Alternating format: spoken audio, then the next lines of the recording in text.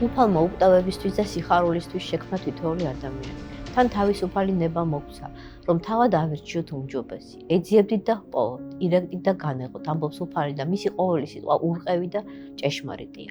ვინც გულით ეძიებს ჭეშმარიტებას, ვინც ამ ძიებაში მარადილოს ამჯობინებს წარმავალს, ის აუცილებლად იღებს პასუხს ღვთისაგან. ზოგჯერ ადამიანთა საშუალებით გვეძლევა ეს პასუხები მარადილ კითხვებზე და ზოგჯერ სრულიად უცნაურად, იდუმალი შინაგანი ხმით, თითქოს რაღაც განათდება ჩვენში. უცნაურია როგორ ხდება ეს, მაგრამ ვისაც განუცდია მსგავსი იდუმალი პასუხი, ეს იმდენად ნათელი და მკაფიო სიმართლეა, რომ ადამიანი ყოველგვარი ეჭვის გარეშე უტყუარად იღებს მას, როგორც ჭეშმარიტებას.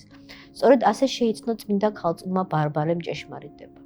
იგი რომის იმპერიაში ცხოვრობდა, მდიდარი წარმართი კაცის დიოსკორეს ერთადერთი ასული იყო. დედა ადრე გარდაეცვალა.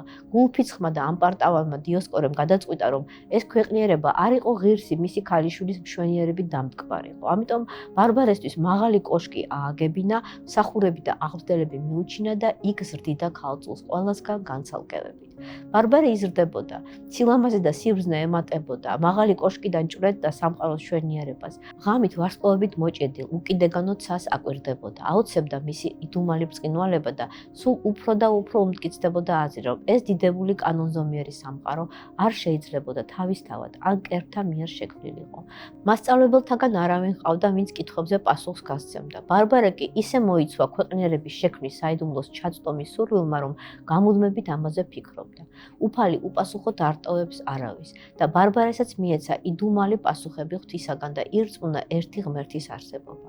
ამ სამყაროს ერთი შემქმნელი უნდა ჰყავდეს, ერთი ღმერთი, რომელიც თავად ხელთუქმნელია და ყოველივე ამის შემოქმედი. ფიქრობდა ქალწული და ისე ეწადა სამყაროს შემოქმედის შეცნობა, რომ აღთქმაც კი დადო, ოღონდ ეს საიდუმლო ამოეცნო, არასოდეს გათხოვდებოდა და ქალწულად დარჩებოდა. საეკლესიო გარდამოცემით ასევე სამყაროს იდუმალების და კანონზომიერების ჭვრეტით შეიცნო შემოქმედი წმინდა მამამთავარმა აბრაამმა, სანამ მას უფალი გამოეცხადებოდა. ეს კავშირი აბრაამსა და ბარბარეს შორის ცხადდება წმინდა ბარბარეს ლოცვაშიც, რომელმან მე მომიხსენოს იყოს მასზე კურთხევა აბრაამისი, ითხოვს წმინდა ქალწული ღვთისაგან. და რა არის კურთხევა აბრაამისი? ეს არის აღთქმა ღვთისაგან, რომ აქცევს მას ღვთის ერად, გაამრავლებს და დაიცავს მის მოდგმას, გამოიხსნის ეშმაკის ტყვეობიდან და მიმადლებს უკტავებასა და მარადილ სიხარულს აღთქმულ ქვეყანაში.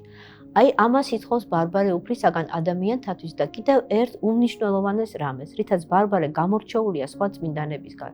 ყოველ წმინდანს აქვს განსაკუთრებული კადნიერება ღვთის წინაშე, განსაკუთრებული მადლი. ზოგისთვის ეს კურნების მადლია, ზოგი ბრძოლებში შეგვეწევა, ზოგი ასკეტურ მოღვაწეობაში შემტედა გზის გამყვალავად ითვლება.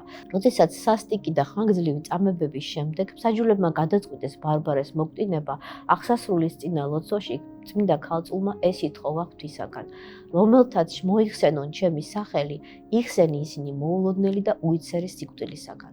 მიანიჭემათ ქრისტიანული აღსასრული და ამ სოფლიდან გასვლისას ღირსი გახადე საღვთო ხორცით და სისხლით საიდუმლო ზიარებისა.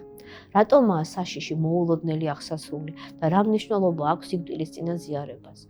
ზოგიერთ ადამიანს იმდენად გაუცნობიერებელი აქვს სიკვდილი და იმდენად შიში აქვს მისი, რომ ხშირად ნატრობენ კიდეც, რომ ძილში მოკვდნენ ან უეცრად აღესრულონ, ისე რომ ამის გააზრებაც და შეშინებაც ვერ მოასწრონ. და მერე, როცა უკტავისული გაიაზრებს, რაც მოხდა, რა ეშველება ასეთ ადამიანს? სადმე რომ მივდივართ საცხოვრებლად, თუნდაც რამდენიმე დღით, როგორ ვემზადებით? მიგვაქვს ბარგი, საგზალი, ვითვალისწინებთ იქაო საჭიროებებს და როცა ამ სოფლიდან მარადისობაში გადავდივართ, სადაც აღარაა წარმავალი დრო და ვერაფერს ვერ შევცვლით, მხოლოდ ის მიგვაქვს თან, რაც სულმა ამ ცხოვრებაში დააგროვა, სიკეთე ან ბოროტება, მადლი ან ცოდვა, მაშინ არ გვჭირდება მომზადება, არ გვჭირდება საგზალი და არ გვჭირდება უფლის მადლის საჭურველი, რომ უვნებლად განვლოთ სიკვდილის გრძელი გზაზეცამდე. ამ გზაზე ადამიანს ყველა ჩადენილი ცოდვისა და შეცდომისთვის პასუხი მოეთხოვება. ყველაფერი ახსენდება, ისიც, რაც უკვე დავიწყებასაა მიცემული. ცოდვის ჩადენით ადამიანი ბოროტსულებს ემსგავსება, მათი თანაზიარი ხდება და ეშმაკიც ამის საფუძველზე ითხოვს მის სულს ღვთისაგან. ამის საპირწონედ ადამიანს უფლის მადლი სჭირდება და კიდევ თავისუფალი ნება, რას ირჩევს? სიკეთეს თუ ბოროტებას, სიცოცხლეს თუ სიკვდილს, უფალთან სიხარულის სულს თუ სატანჯველი ბოროტსულებთან. ოღონდ ეს არჩევანი ამ ცხოვრებაშივე უნდა მოესწროს, მარადისობაში ვერაფერს შევცვლით, რადგან ცვლილება დროში ხდება და იქ კი დრო აღარაა. ათონელი წმინდა მამა სილუანი ამბობს, რომ როცა რომელიმე ადამიანის გარდაცვალება შევიტყობთ, ყველა საქმე უნდა გადავდოთ და ღვთის წინაშე მხოლოდ იმ ადამიანის სულის გადასარჩენად უნდა ვილოცოთ, რადგან მას თავად უკვე არაფრის შეცვლა აღარ შეუძლია და ჩვენი შეწამის იმედადაა დარჩენილი. გარდაცვალება მთავარი მოვლენაა ადამიანის ცხოვრებაში. ამ ცხოვრებიდან გასვლა და მარადისობასთან მიახლებაა. ამისთვის ვარსებობთ, რომ ცხონდეთ, გადავრჩეთ, უკტავები გავხდეთ. ამისთვის არ უნდა მოვემზადოთ და ყველაზე დიდი მომზადება სიკვდილისწინა სინანული და ზიარებაა. სინანული წვავს და ამოშანთავს ყოველ ცოდვას სულიდან და ადამიანი განწმენდილი გადის ამ ქვეყნიდან. ზიარება კი საჭურველივით იცავს. უფალი ამბობს, რომელიც ჭამდეს ხორცსა ჩემსა და სუმიდეს სისხლსა ჩემსა, ჩემთანა იყოს და მე მისთანა. უფლის ყოველი სიტყვა დაურღვეველი ჭეშმარიტებაა. ზიარება საღვთო ცეცხლი ახლავს. როცა ადამიანი სიკვდილის დღეს რწმენით და სინანულით ეზიარება, ის სრულიად მოცული ხდება ამ საღვთო ცეცხლით და მამათა სწავლებით მას ვეღარ ეკარებიან ბოროტის სულები. აღსასრულის დღეს უფალთან ნაზიარების სული აღარ გადის სულის საზვერეებს, არამედ პირდაპირ ცხონდება ღვთის მიერ. აი ეს უზარმაზარი წყალობა გამოითხოვა ჩვენთვის წმინდა ბარბარე ღვთისაგან. ამიტომაც ის ერთადერთი ქალი წმინდანია, რომელიც ხატზე ბარძიმის ხელში გამოისახება. მივიღოთ ეს წყალობა უფლისაგან და ყოველდღურად მოვიხსენოთ წმინდა ბარბარე. არ არის აუცილებელი გრძელი პარაკლისების ან დავრდომელების კითხვა. გულით ნათქვამი რამდენიმე სიტყვაც კი საკმარისია. წმინდაო ბარბარე, ევედრე ღმერთსა ჩვენ.